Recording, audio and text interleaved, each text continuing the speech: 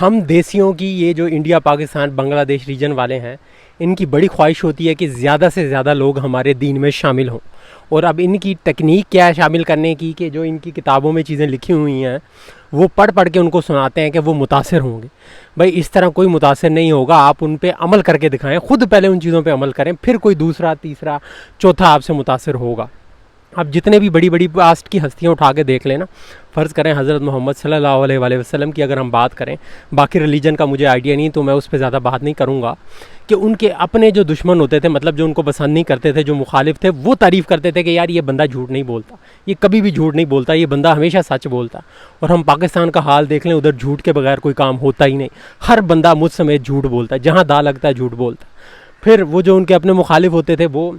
ان کے پاس صلی اللہ علیہ وسلم کے پاس امانتیں رکھوانے آتے تھے کہ یار یہ ہماری امانت اپنے پاس رکھ لو، آپ کے پاس محفوظ رہے گی. اور ہمارے ادھر آپ کسی کو ایک بار ادھار دے کے دیکھ لیں، وہ بندہ آپ کے قابو ہی نہیں آئے گا. اب دوسرے ہم سے متاثر ہوں گے کیسے؟